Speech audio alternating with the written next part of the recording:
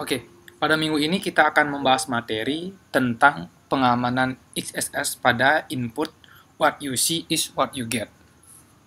Sebelum kita masuk materi, perkenalkan, nama saya Yasa. Saat ini saya bekerja sebagai web developer di salah satu perusahaan di Bali. Oke, pada studi kasus hari ini, kita akan menggunakan salah satu repository Laravel block yang open source yang sudah ada di GitHub. Nanti teman-teman bisa mengklonnya langsung. Nanti juga untuk linknya saya tampilkan di deskripsi. Jadi di sini kita udah punya aplikasi yang akan kita jadikan sebuah studi kasus. Bagaimana kita akan mengatasi sebuah serangan XSS agar what you see is what you get itu kita bisa menggunakan fungsinya dan terhindar dari yang namanya XSS. Oke, kita langsung saja masuk ke materinya. Nah, kita akan login dulu sebagai super admin, ya. Jadi kita akan ambil di sini, oke, kita login. Nah, kita akan masuk ke dashboardnya, lalu kemudian masuk ke postnya. Oke, kita akan membuat sebuah post. Nah, di sini seperti yang saya katakan tadi bahwa what you see is what you get itu teman-teman bisa menginputnya secara bebas sesuai dengan keinginan, entah itu isian styling, rata kanan, rata kiri, tabel, dan lain-lainnya. Bahkan bisa mengisi gambar ataupun video. Tetapi permasalahannya adalah ini adalah rentan yang namanya terkena XSS. Apalagi ini akan disimpan ke database, jadi sangat mudah sekali nanti setiap user yang mengakses itu terkena efek dari XSS. Oke, di code-nya sendiri saya sudah mencoba menambahkan pengamanan sedikit agar di front end-nya jadi aman. Ya, jadi ketika kita akan menulis sebuah script, ini akan hilang otomatis. Saya sengaja membiarkan ini tetap ada ya untuk view HTML-nya, tetapi biasanya di setiap default dari inputan ini itu akan disable. Kita coba disable, ya. Oke, biasanya hilang ya. Tetapi jangan teman-teman berpikir kalau setelah kita hilangkan fitur untuk view HTML-nya itu aman, ya. Nanti kita praktekkan bagaimana cara seorang attacker itu menghindari tentang masalah di front end. Gitu. Tapi saya tampilkan ini agar kita nanti bisa melihat source code-nya. Oke. Nah, di front end saya sudah mengisi tentang pengamanan script. Jadi ketika kita menulis script begini, ya, itu akan hilang sendiri, dihapus oleh si plugin ini. Misalnya hello world misalnya.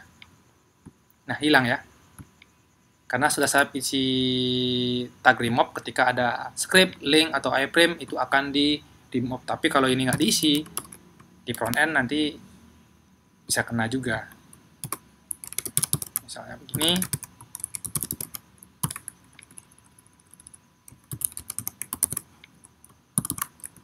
Nah, nanti kena. Ya. Oke, kita kembalikan ke pengaturan semula. Kita anggap di front end sudah cukup secure ya. Jadi orang tidak bisa dengan mudah melakukan ini di front end. Permasalahannya adalah nanti ketika akan disimpan ke back end. Jadi attacker itu bisa melakukan namanya intercept. Agar apa yang dikirimkan, anggap di front end udah bagus pengirimannya, mungkin sebuah hal biasa aja dikirim, tetapi nanti di tengah jalan dicegat, ditambahkan sebuah script XSS. Gitu. Oke. Karena kita di front end sudah aman, jadinya kita perlu bantuan yang namanya Burp Suite untuk mengintercept aplikasi ini. Oke, kita akan menjalankan Burp Suite dulu.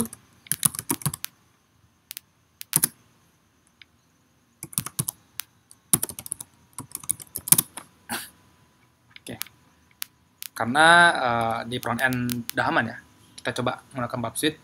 Apakah ini bisa kita masukkan sebuah XSS attack? Jadi saya mencari file dulu, mungkin ya file kita cari. Oh ya, saya sudah pernah. Oke, kita cari pilotnya dulu. Oke, kita coba jalankan. Next. Oke, tunggu sebentar.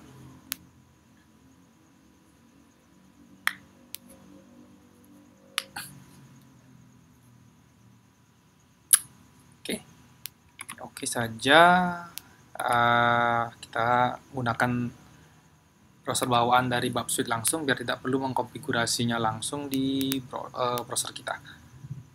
Oke, ini adalah browser Bubsuite. Jadi kita login dulu. Kita kopas, kita bawa ke sini. Oke.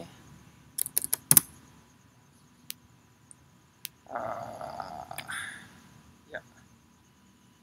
Oke, ini sudah. Wait. Oke, pause. Oke. Kita masuk add saja. Oke. Nah, selanjutnya kita akan mengintercept ini.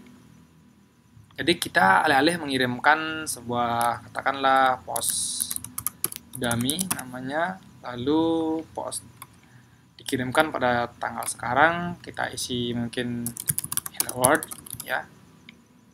Nanti saya akan mengintercept ini. Oke, saya hidupkan ini. Lalu coba saya submit. Saya save. Oke, sudah tercapture ya requestnya. Karena akan kita sering melakukan ini, jadi saya akan bawa ke repeater dulu biar tidak capek-capek lakukannya. Kita off-kan intercept-nya ya. Oke. Dan di sini otomatis akan tersimpan langsung ya. Bisa ya? Oke. Selanjutnya saya akan mencoba mengattack menggunakan XSS payload yang udah ada ya. Karena di sini belum di backend belum diisi pengamanan untuk terkait dengan XSS. Jadi mungkin ya bisa dengan mudah kita mengeteknya. Mungkin katakanlah yang saya pakai yang ini aja. Coba saya copy. Oke. Kita masuk lagi ke sini. Di kontennya kita akan ganti. Kita akan ganti, mungkin title-nya kita akan rubah, mungkin namanya XSS pertama 1. Kita send. Oke, ya berhasil ya. Kita coba lihat hasilnya. Sorry, bukan yang itu, yang ini. Oke, jalan ya. XSS-nya jalan ya. Nah, apalagi tampilan di depan itu misalnya usernya nggak login gitu, nah dapat juga, entah usernya login atau nggak login, itu bisa diakses juga nanti.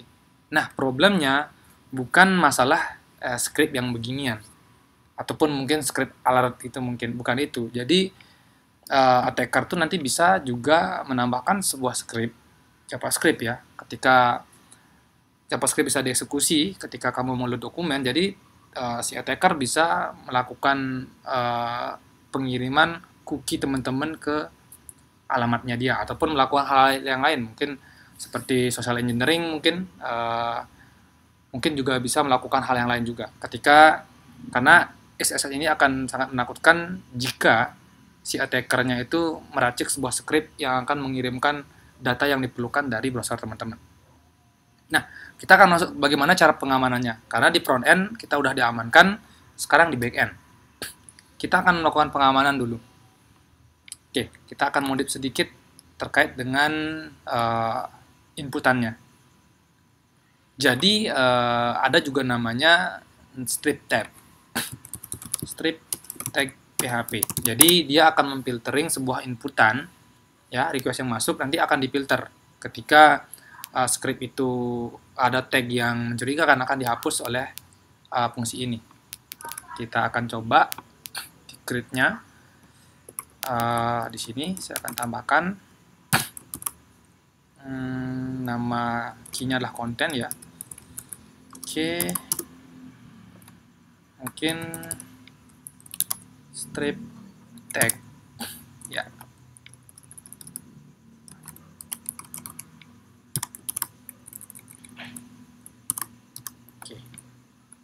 Jadi kita akan mengamankan di sini. Kita akan coba lagi mengepost script yang tadi. Kita namakan xx2. Ya. Kita coba send. Oke, jalan. Kita coba masuk ke sini. Hilang. Nggak ada ya. Nggak akan tersimpan ya. Cuma problemnya adalah karena teman menggunakan what you see is what you get, otomatis fungsi dari what you see what you get itu tidak berfungsi dong gitu. Sedangkan kita ingin agar ini tetap berfungsi dan terhindar dari XSS.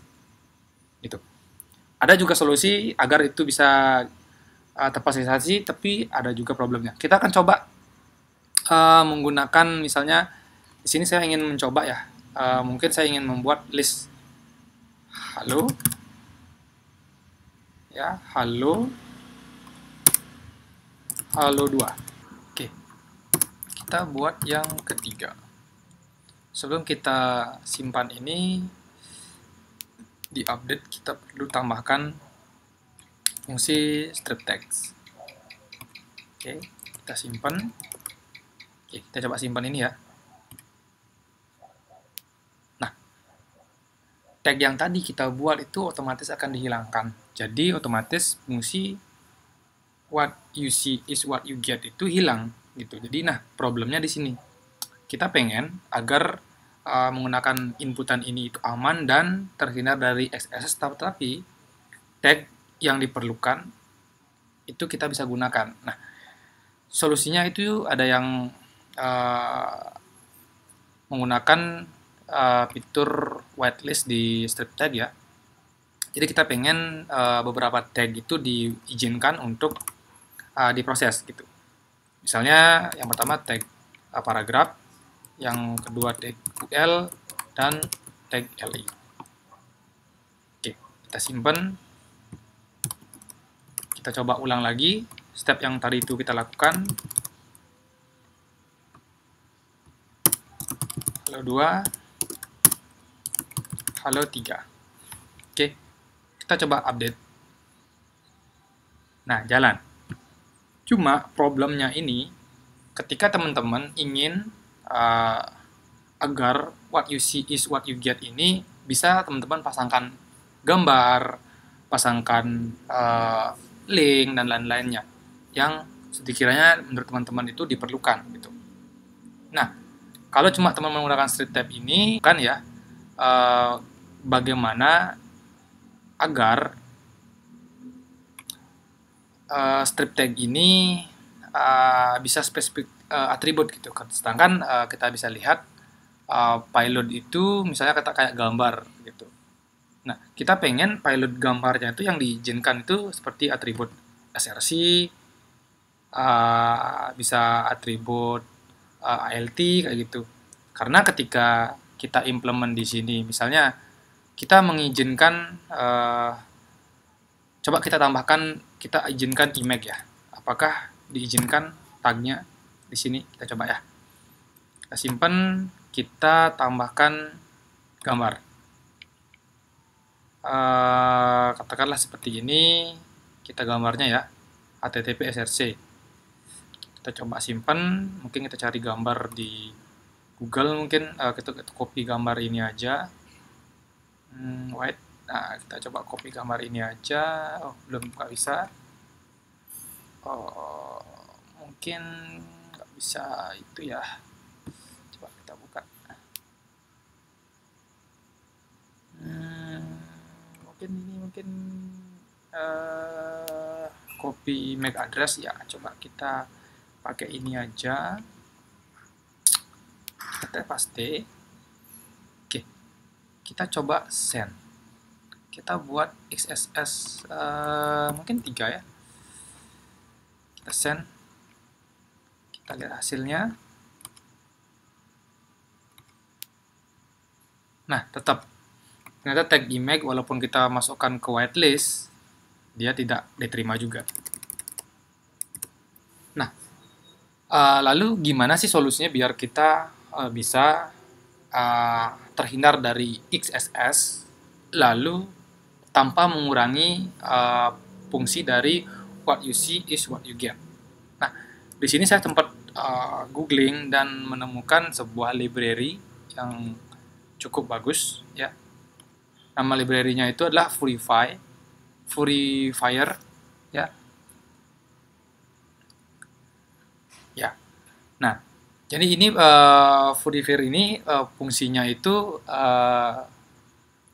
sangat sederhana. Teman-teman bisa melakukan whitelist tag plus teman-teman bisa mengatur atribut apa aja yang boleh diisi. Misalnya kayak gini, kayak tag A ya, tag anchor ini teman-teman mengizinkan hanya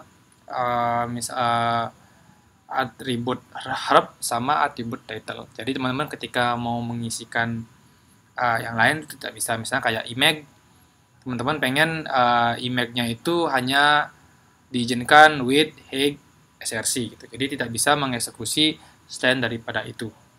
Misal katakanlah yang kayak file load ini ada yang on error kayak gitu. Jadi biar tidak bisa dieksekusi. Nah, kita coba install ya. Apakah script file load ini tetap berjalan atau gimana? Nanti kita coba. Oke. Silakan teman-teman install terlebih dahulu. Di sini saya sudah pernah install ya. Saya coba install ulang. Caranya simple sekali. Teman-teman tinggal composer. Kita coba tambahkan lagi. Oke. Nah, di sini saya sudah sempat install ya. Makanya tidak melakukan install ulang lagi. Kita lanjut ke tahap selanjutnya. Kita coba publish config-nya ya. Ini dia. Kita coba publish config-nya. Oke, dengan tujuan nanti teman-teman bisa mengatur tag apa saja yang akan diizinkan dan atribut apa aja yang diperbolehkan dalam tag tersebut.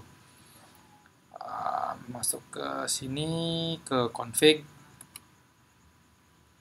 previer, nah di sini.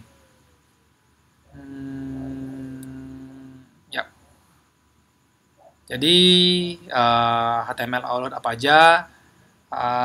aja atributnya. Nah, kita akan coba sekarang mengganti scriptnya, yaitu menggunakan fungsi sederhana, namanya itu adalah, kalau tidak salah namanya clean, ya, helpernya clean. Jadi fungsi di sini kita akan ganti, kita buat clean, ya, data content. Oke.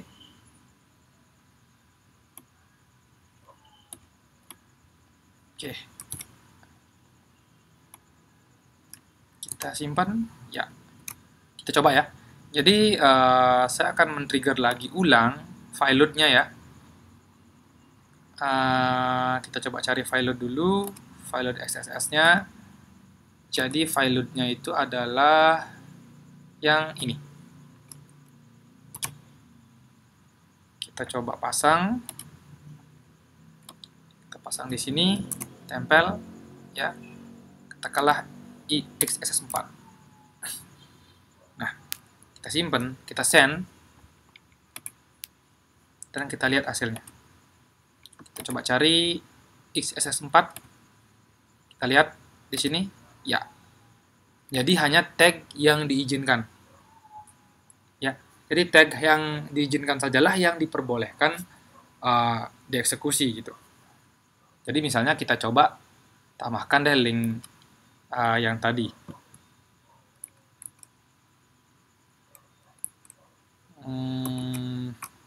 Mungkin coba kita tes yang lain, misalnya file load yang lain, misalnya kayak script ini, apakah bisa? Kita coba jalankan. Kita coba tempel di konten. Kita coba ganti jadi 5 aja. Send. Kita lihat hasilnya. Oke. Hilang ya. Tidak ada ya. Jadi ini juga bagusnya tag yang diizinkan ya. Gitu. Jadi bagusnya dia ini selain tag, dia bisa mengizinkan atribut. Jadi atribut apa aja yang boleh diizinkan lewat untuk disimpan ke database. Nah, sementara saya menemukan solusi ini saja. Mungkin teman-teman yang lain jika punya solusi lain, teman-teman bisa sampaikan di kolom deskripsi atau maksudnya di kolom komentar agar kita juga saling tahu hal apa saja sih yang bisa dilakukan agar ketika kita menggunakan inputan what you see is what you get dan kita bisa terhindar dari XSS. Tadi fungsinya kita dapat, kita bisa terhindar dari XSS. Terus pertanyaannya apakah 100% ini bisa lolos dari XSS? Belum tentu juga, tergantung kita pengaturannya nanti. Kita juga harus update dengan metode XSS yang terbaru. Gitu. Jadi kita juga harus menyesuaikan dengan tool ini, apa aja yang dibolehkan, apa aja kemungkinan yang tidak boleh. Gitu. Oke, sekian sih video yang bisa saya buat hari ini. Semoga video ini untuk teman-teman yang lain ini bisa bermanfaat. Mudah-mudahan video ini bisa juga sebagai tambahan ilmu teman-teman juga. Saya juga sedang belajar juga. Semoga apa yang saya sampaikan ini bermanfaat. Apabila ada salah ucap atau salah pengejaan kata, saya mohon maaf. Semoga video ini bermanfaat. Kalau teman-teman menyukai, tolong bantu subscribe dan juga bantu like. Semoga kedepannya saya juga bisa menghadirkan video-video yang lebih bermanfaat. Terima kasih.